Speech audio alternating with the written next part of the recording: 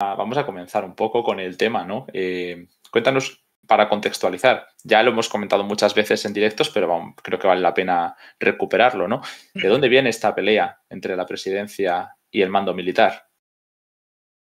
Hace ya meses que arrancó las discrepancias entre los dos, mayormente por una cuestión de estrategia. Los dos no coincidían en la estrategia militar a seguir.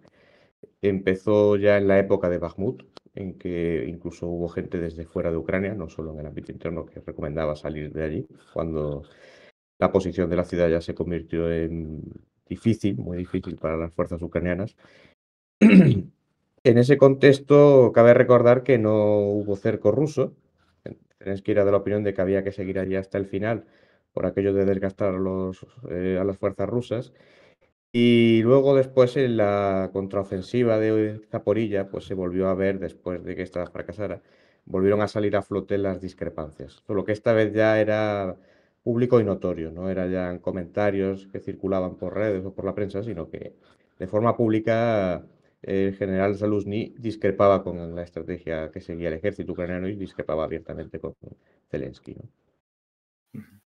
Bueno, es algo que además os hemos ido contando durante todas las batallas de la guerra, ¿no? Igual que hacíamos con el bando ruso, analizando las diferencias de estrategia de cada uno de los perfiles que iban, bueno, pues controlando la situación en distintos momentos, iban ofreciendo sobre los objetivos de su país, ¿no? En este caso, sobre Ucrania, hemos hablado de cómo Zelensky ha llevado a cabo una política cero pragmática, que a veces se le ha echado en cara y que ha tenido problemas con sus antiguos socios, ¿no? Luego lo hemos ido viendo con la salida de su asesor Arestovich, que ha ido pues desvelando también cuestiones de diferencia de enfoque y sobre, bueno, eso, la falta del pragmatismo y de negociaciones o de posibilidad de negociaciones activas con Rusia, sabiéndose que esa sería, ¿no?, la forma de alcanzar un alto el fuego o un acuerdo de paz o ganar el tiempo o el objetivo que estén persiguiendo.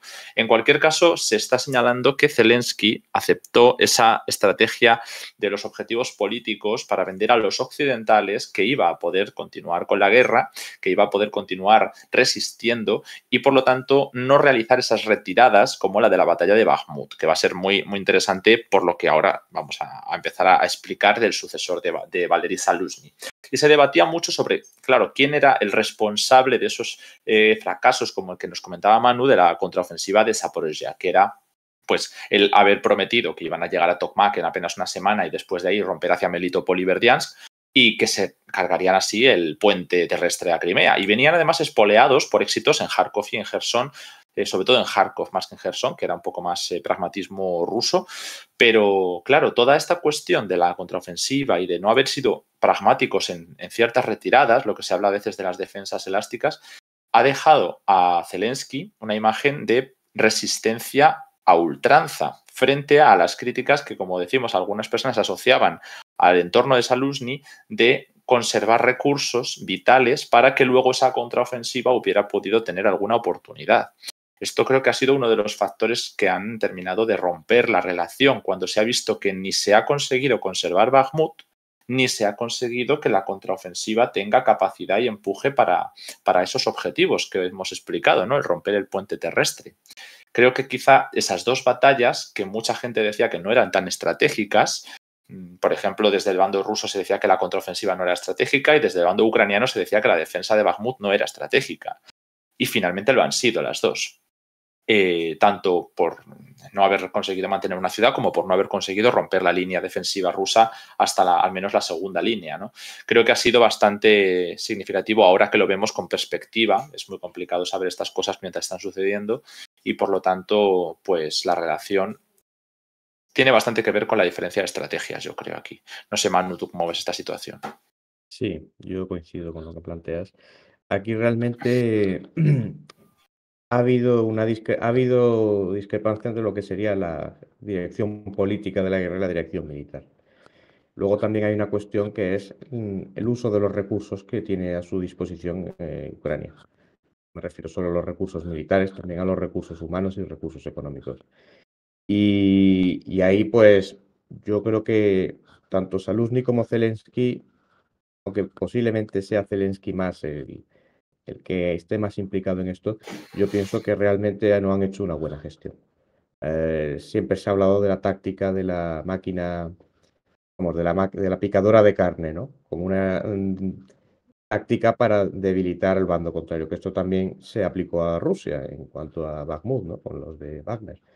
Entonces, en Zaporilla realmente ha habido ahí una mala planificación, pero luego también es una cuestión no tanto del fracaso, que también, sino, en mi opinión, de todo el material que se ha perdido, aparte de las bajas humanas que ha habido, ¿no? Y luego esto también aplica a otras operaciones que ha habido a lo largo del frente, pues Zaporilla es la que más eco mediático ha tenido, pero por ejemplo ha habido otras operaciones al sur de Bakhmut después de que los rusos pararan allí su ofensiva en mayo, después de completar la conquista de la ciudad. En verano hubo contraofensivas ucranianas en la zona, con lo cual Bakhmut pues, continuaba estando ahí. Era una presa que no soltaba el ejército ucraniano de una forma o de otra. Y en esas batallas, al sur de Bakhmut, hubo bastantes bajas. Por ejemplo, la tercera brigada de asalto ha trascendido que tuvo muchísimas bajas intentando, bueno, al final llegaron a tomar la localidad de Andrivka. Que Andrivka me parece que era un poblado de menos de 100 Sí, habitantes. es un pueblo muy pequeño. Entonces, no se entendía, digamos, además de una unidad especializada en asaltos, no se entendía dilapidar los recursos de esa manera.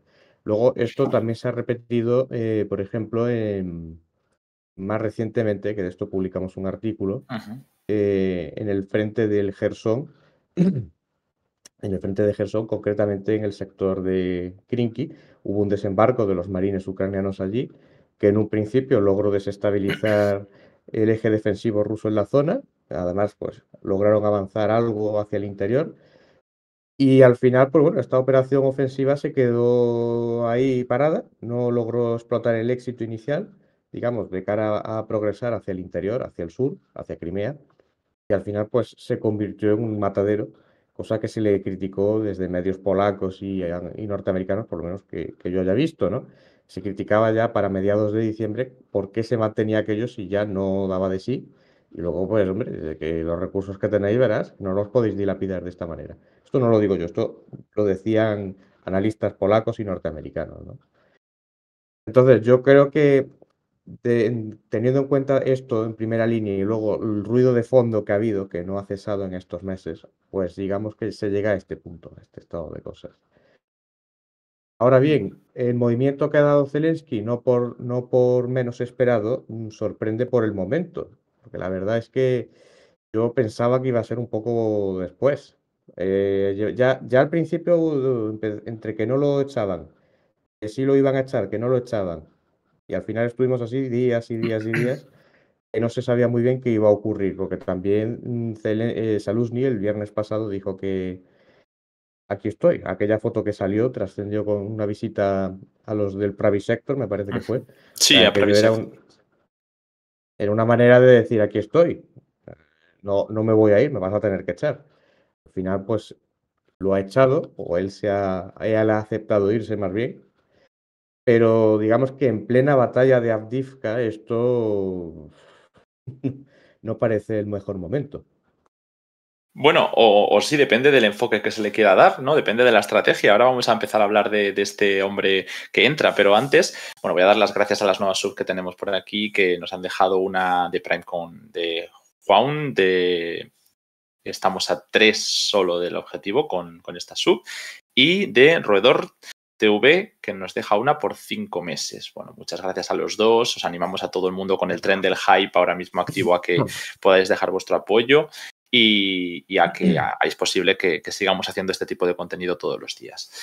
Muchas gracias a los dos y a todos por venir. En general, estábamos comentando la cuestión de la diferencia de estrategias entre el sector político y el militar, pero sobre todo entre estos dos perfiles, porque, como dice Manu, ya no es algo de hace meses. Es que durante estas últimas semanas se ha empezado a hablar abiertamente, como decías, de que le quería destituir, pero no se ha llegado a dar el paso. Y una de las últimas noticias que teníamos era que estaba Zelensky como puenteando a Zaluzny para dirigirse a otros sectores, a otros perfiles del sector militar a la hora de tomar decisiones sin consultar o sin intervención directa del jefe de las Fuerzas Armadas, lo cual ya era, bueno, pues un signo de ruptura de confianza total, porque ya no estaba funcionando como jefe de las Fuerzas Armadas, pero seguía ahí, pues por el peso que tenía, no solo a nivel exterior, también en Ucrania era súper popular y entre el ejército era uno de los mejor valorados, que esto también va a ser muy interesante ahora. La cuestión es que durante esos primeros días, nos comentabas, se publicó la foto con el líder de Pravi Sector, ¿no? Esa organización neonazi. Bueno, evidentemente ha tenido todo tipo de disputas con el sector político, en su momento contra Zelensky, después se apoyó en Zelensky, tuvo un papel destacado en la guerra del Donbass en 2014 y en el Maidán, y actualmente pues es un grupo más porque hay muchos que han sido institucionalizados. El caso es que el hecho de que Zaluzhny se publicara en esa imagen con el líder de Pravi Sector justo el día que salió esa noticia de que Zelensky iba a determinar ya el final de su presencia en el gabinete, bueno, en el gobierno, bueno, podemos decir, sí, pues fue como un mensaje que dilató durante al menos una semana esa destitución y nos hemos encontrado con comentarios como que Zelensky está consultando a sus socios en el exterior. Y al mismo tiempo hemos pasado de esa imagen de Private Sector a lo que hay ahora, que era un comunicado en el que parece que están de acuerdo en encontrar otra posición para Zaluzhny. No sabemos muy bien si esto acabará rompiéndose definitivamente. Esa segunda ruptura sería la salida definitiva de Zaluzhny, como hizo, por ejemplo, Arestovich, y no aceptar un cargo menor para mantener la imagen de unidad, que es lo que muchas veces se hace. Aquí entra la cuestión de si se le ofreció una embajada en el extranjero, ¿no? Que es algo que se ha comentado, y si es así y la ha rechazado, pero ahora aceptará otro cargo, podría indicar que no está en un punto de ruptura, pero sí está en un punto de querer todavía mantener el capital político desde Kiev, desde Ucrania, no que se lo quiten de encima y lo manden lejos a un sitio donde no pueda aprovechar ese enorme capital político.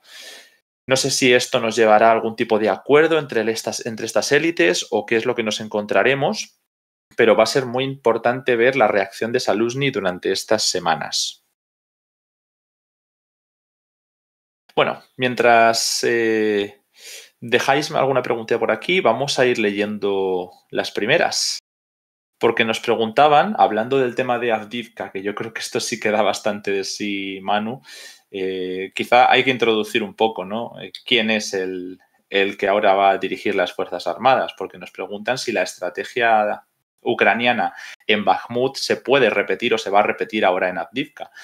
Y bueno, hay que decir dos cosas. Lo primero, si podemos ampliar el mapa hacia Avdiivka sería estupendo, pero si no, pues lo contamos. El cerco de los rusos por el norte y por el oeste es ya de solo 4 kilómetros y además menos de 4 yo creo que estarán ya porque ha habido avances en la zona industrial, están a muy poquito, creo que a menos de 1 kilómetro de la carretera que permitiría la evacuación por esa vía norte. Lo que quedarían, si no, ya serían caminos de tierra, ¿no? Como pasó en Bakhmut.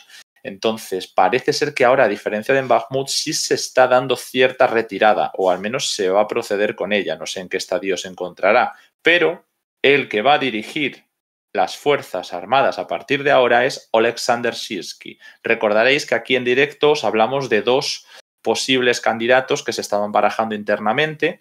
Os comenté de Kirilo Budanov, que era ese general de inteligencia militar, que también tenía mucha valoración en Ucrania, bastante. Siempre cuando estuve allí hablaban todo el rato y había hasta carteles por las calles de los dos, ¿no? De Budanov y de Zaluzhny. Pero no había casi presencia de Syrskyi, ¿no? Syrskyi era el que dirigía las fuerzas terrestres. Entonces, creo que cabe señalar aquí, Manu, que nos puedes contar un poco más sobre la batalla de Bakhmut, que Syrskyi tuvo bastante que ver con esa batalla de Bakhmut. Sí, en no poca medida porque él era el comandante de las fuerzas ucranianas en la zona. Él actuó como comandante de las fuerzas ucranianas del grupo de fuerzas orientales del ejército ucraniano. Y bueno, pues tuvo ahí un papel, digamos, no menos importante que otros. Así que es posible que se pueda repetir la misma estrategia que al final se acabó aplicando en Bakhmut. Como decía antes, en Bakhmut hubo un punto a principios finales de enero, principios de febrero, parecía que iba a haber ahí un cerco de las fuerzas rusas y de las fuerzas ucranianas, perdón. Y sin embargo, al final no hubo orden de retirada, fue todo lo contrario, se quedaron allí y la batalla se prolongó durante varios meses más, ¿no? Al final, pues digamos que, bueno, que esta estrategia hubo dentro de Ucrania que decían que había sido efectiva, que no sabía, que al final se había perdido la ciudad, pero que realmente que a los rusos les había costado mucho tomarla. Así que ahora que este señor se convierte en el comandante de las Fuerzas Armadas ucranianas, pues no es descartable que a lo mejor apliquen la misma estrategia, ¿no? Ujú. Bueno, con respecto a esto, nos preguntaban dos cosas que creo que están relacionadas. Lo primero, ¿quién dirige la defensa de Kiev? ¿Quién dirigió la defensa de Kiev? Y por otro lado, hablaban de que ya la prensa occidental está poniendo al sucesor de Saluzhny, a Sirsky, como un ejemplo de estos, bueno, el artífice de grandes victorias ucranianas en el pasado. Bueno, aquí creo que hay que señalar lo que nos ha comentado Manu, no solo es el que estaba detrás de la batalla de Bakhmut, de esa defensa a ultranza de Bakhmut, por eso comentaba yo lo de que Avdiivka ahora mismo no está en ese escenario de Bakhmut, pero quizá pudiera cambiar si Sirsky, bueno, pues lo decidiera junto con Zelensky. Quizá yo creo que más que a nivel de estrategia es que Sirsky es una persona de absoluta confianza de Zelensky, mientras que Saluzhny era visto también un perfil demasiado popular que podía tener aspiraciones políticas y que, bueno, había también esa diferencia estratégica que hemos explicado antes. Pero hasta donde yo sé, Saluzhny sí que estuvo muy implicado en la defensa de Kiev. No sé si tú, Manu, tienes alguna noticia sobre esto, pero sí que quiero señalar antes que los antecedentes de Sirsky no son nada halagüeños para lo que nos comentáis en el chat con respecto a si en Occidente le están situando como un ejemplo de grandes victorias. Es decir, yo no sé el papel que tuvo en Kiev, yo creo que creo que no fue él, pero desde luego donde sí ha tenido un papel importante ha sido en Bakhmut, que ha sido uno de los grandes desastres de la guerra, y también ha tenido un papel destacado en la batalla de Debaltsevo, si no me equivoco. Y este fue uno de los puntos de inflexión que dejó a Ucrania tocada cuando iban recuperando bastante territorio en el Donbass en 2014 y en 2015 se firman esos acuerdos de Minsk con el alto el fuego precisamente porque los rusos habían conseguido darle la vuelta a las tornas en Debaltsevo. Entonces, tanto Debaltsevo como Bakhmut son dos cartas de presentación muy negativas bajo mi punto de vista. Pero además es que Sirsky no es nada popular y tiene una relación tirante con algunos sectores del ejército. No es como Saluzhny en absoluto. No sé cuántas de estas cosas que he comentado, Manu, pueden tener efectos o bueno, si hay alguna cosita que matizar sobre las defensas de estas batallas, igual las has conocido un poco más tú. A ver, este señor hasta ayer, desde 2019 y hasta ayer, ha sido comandante de las fuerzas terrestres del ejército ucraniano. No era solo eso por dar una puntada, ¿no? Tema de Kiev. Kiev hay mucha gente que se atribuye éxitos en esa defensa. Yo ya he visto casos de bastantes oficiales que dices, bueno, pues aquí todo el mundo tuvo parte del éxito, pero esto suele ocurrir en las guerras, ¿no?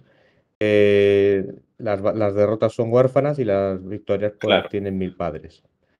Yo diría que tuvo participación como, primero porque estaba en Kiev, porque los altos mandos ucranianos estaban en Kiev, o sea que a poco que tuvieran algún mando, digamos, importante de tropas y algún tipo de responsabilidad, pues alguna implicación tendría. Pero normalmente a quien se ha señalado como el principal artífice de la defensa de Kiev es a Saluzhny. Que luego haya otros que tuvieran papel y demás, no voy a negar, pero el principal, por lo que hasta ahora se ha trascendido, era Saluzhny. Ya después de la guerra habrá tiempo para investigar eso de forma más tranquila.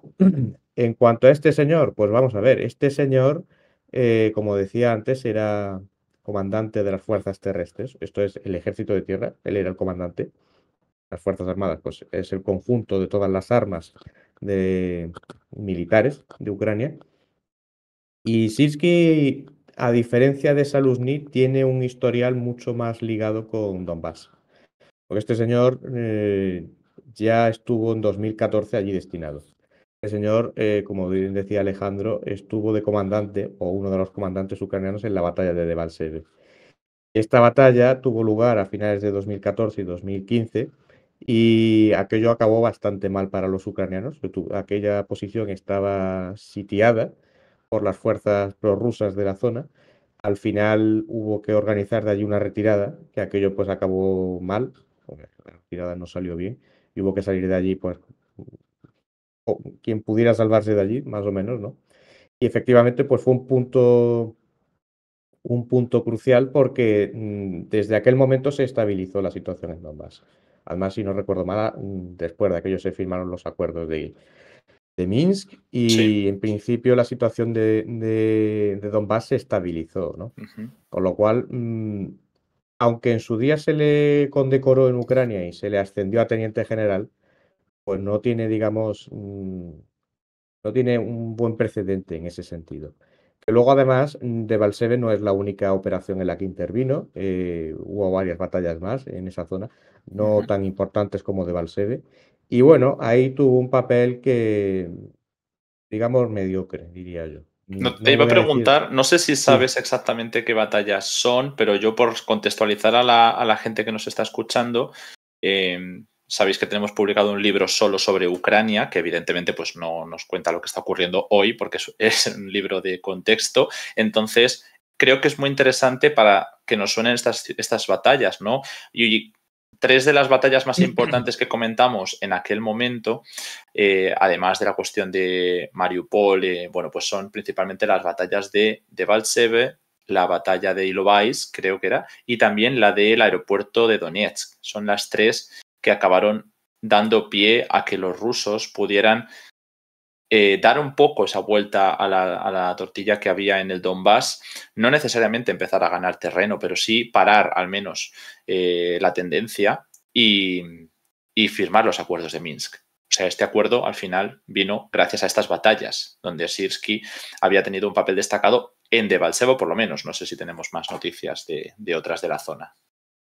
y por ejemplo, Bujlejirsk, no sé si lo he dicho bien, es una Uf, pequeña no lo sé. localidad que hay al norte del área urbana de Donetsk.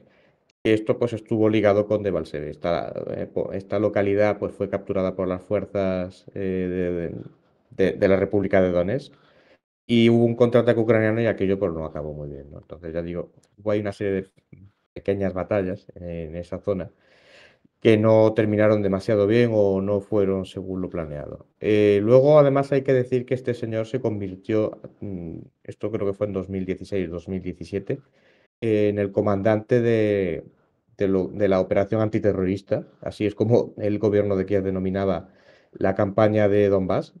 Una vez que se estabilizó, pues no hubo avances ni tampoco hubo grandes batallas, pero los combates siguieron y lo que es la actividad en el frente y los bombardeos continuó. Bueno, pues este señor durante un tiempo, 2017, 2018, 2016-2017 más bien, sí. Este señor estuvo al frente de las tropas de la zona, ¿no? Luego lo destituyeron y lo mandaron a Kiev. Y ahí es donde ha estado hasta que empezó la guerra, realmente. O sea, como digo, este señor tiene ya un... Conoce Donbass. Esa realidad no le es desconocida. Y digamos que ha estado ya sobre el terreno actuando. Luego hay otra cuestión que mencionaba Alejandro, que es la opinión que este señor merece o deja de merecer. Esto hace ya tiempo que se comentaba entre las fuerzas ucranianas y ha trascendido en las últimas horas, desde ayer. No tiene buena imagen entre las tropas ucranianas. Esto hasta en la prensa occidental está empezando ya a salir. Tiene una mala fama entre las tropas por ser, digamos, bueno, tiene la consideración, no quiero yo otorgársela, pero tiene la consideración de ser un oficial, pues, desconsiderado hacia las tropas, un carnicero. Esto no es opinión mía, ¿eh? Esto, por lo visto, es como se le conoce entre las tropas ucranianas. Y en no poca medida viene de Bakhmut. Esto viene de la época de Bakhmut, pero luego, como digo, pues tiene ya un bagaje que se ha ido consolidando, por lo cual, pues, no tiene la popularidad que tenía Saluzny. De hecho, yo creo que aquí es interesante tener en cuenta esto, porque yo creo que es un elemento que habrá imperado a la hora de ponerlo. Donde Zelensky lo tiene, yo creo que ha imperado el hecho de que no tenga la fama de Saluzhny, por tanto, no pueda ser una amenaza para él. Tiene a una persona que no goza de la popularidad en las tropas y en la población y que, bueno, probablemente coincida con la estrategia que hasta ahora se ha seguido. Es evidente que él no comparte la opinión de Saluzhny respecto a cómo se ha llevado la defensa en algunas posiciones de Donbass y sobre todo de lo que ha sido las operaciones que ha habido en el sector de Bakhmut, tanto la defensa como las contraofensivas de fecha posterior. Entonces, más allá de que no le suponga un problema, que yo creo que es la cuestión a señalar, yo creo que también hay una coincidencia hasta cierto punto en la estrategia. Y probablemente no le cuestionará. Yo creo que esa es otra cosa a señalar. No creo que este señor le vaya a cuestionar ni a contradecir las órdenes. Bueno, estamos ahora mismo a una sola sub del objetivo, chicos, así que cualquier apoyo va a ser muy, muy, muy agradecido por nuestra parte. Así vamos a hacer, recordad, hoy 2 bloques sobre Ucrania de una horita cada uno, así que, bueno, pues vamos a intentar dar esos 2 bloques también para que podamos hacerlo a diario todo lo que podamos. Y bueno, como antes de entrar con la pregunta que está bastante relacionado con la cuestión de Sirsky y estas batallas del Donbass, la verdad es un tema muy interesante que no solemos tocar mucho, ¿no? Sobre estas cuestiones de las batallas del Donbass previas a la guerra de 2022. Pues quiero recordar también que tenemos la otra manera de dar apoyo, ¿no? Que es ese QR que veis en pantalla y que serviría para que nosotros recibamos un poquito más de ese apoyo y vosotros recibáis posible con vuestro apoyo que exista Descifrando la Guerra, porque ahí pues os incluimos todos los artículos exclusivos y también los seminarios, que ya avisé ayer que muy prontito, yo creo que ya es cuestión de días, vamos a anunciar el nuevo seminario de Descifrando la Guerra, así que si entráis ahora en este QR, pues es que no tendréis ni que apuntaros, está ya incluido este y todos los seminarios hasta la fecha y los que hagamos este año en esa suscripción premium. Así que nada, cualquier apoyo, nosotros intentamos recompensarlo con el mejor y más amplio de los contenidos. Bueno, y en lo que he dicho esto, se han suscrito 2 o 3 personas. Muchísimas gracias. Una no me sale el nombre, pero tenemos por aquí visible a Ramnusia y a Yukubu. Las dos con Prime son. Bueno, pues muchísimas gracias a los dos que hemos conseguido llegar a esos 720 y estamos abriendo nueva meta, creo. Sí que aparece en pantalla. Y nada, vamos entonces a continuar, Manu, nosotros, con la cuestión que te comentaba sobre el Donbass. Y es que nos han preguntado, ya que hemos hablado antes sobre Bakhmut, que si podemos explicar un poquito más cómo fue esa batalla y en qué consiste eso de la picadora de carne o el papel que pudiera tener Sirsky en la estrategia y cómo esto ha cambiado ahora, ¿no? Creo que es un tema un poco amplio que podemos resumir porque al final han sido muchos meses de seguimiento aquí con todos vosotros a diario, pero al fin y al cabo ya ha quedado en el pasado, ¿no? Ya entiendo que muchas de las cuestiones de la guerra puedan haber quedado atrás. Manu. Sí. A ver, Bakhmut era una ciudad que estaba en el frente de guerra prácticamente para el verano de 2022. En torno a agosto, septiembre empezó a haber operaciones ofensivas en torno al este de la ciudad. Cabe recordar que Bakhmut está dividida por un río. Y fue ya para las siguientes semanas cuando se empezó a ver que las fuerzas rusas, principalmente Wagner, pero también fuerzas regulares del ejército, estaban desarrollando una operación ofensiva en la ciudad, ¿no? Que iban con una intencionalidad de tomar aquello. Bakhmut era, o por lo menos sigue siendo, aunque ya no el casco urbano, un nudo de comunicaciones importante en la zona. Entonces, para octubre-noviembre empezó a verse ya que los rusos estaban allí algo más que conquistar la ciudad, que realmente viendo el proceder de los ucranianos, que estaban en un contexto de atraer fuerzas allí y como digo, en un contexto en que los ucranianos estaban bastante más operativos en la zona, por ejemplo, de Gerson. En aquel momento estaba la retirada rusa en Gerson. Había sido la batalla del río Oxil y de toda la contraofensiva de Kharkov, perdón. Con lo cual, digamos que esta operación permitía estabilizar el frente, atrayendo fuerzas ucranianas que no podían ser empleadas en otras zonas. Esta dinámica se mantuvo durante semanas, noviembre, diciembre y enero. En enero se produce la caída de la posición fortificada ucraniana al norte de Bakhmut, en Soledar, y a partir de ahí la situación se acelera.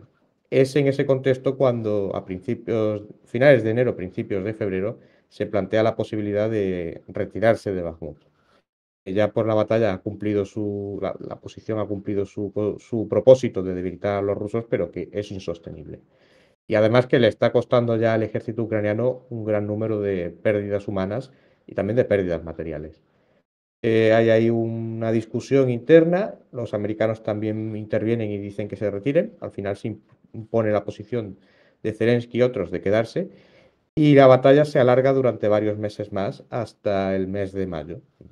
Los rusos pues prosiguen su campaña en la zona, avanzando lentamente, ya sobre una ciudad de escombros, la verdad, ya quedaba poco del casco urbano original, y se convierte en esencia en una batalla de desgaste, en la que Rusia tiene pérdidas, pero realmente Ucrania pues también acaba sosteniendo importantes pérdidas, digamos, en un contexto en que ya pues, se van retirando hasta las afueras de la ciudad. Y así llegamos ya hasta mayo en que se da por terminada la batalla.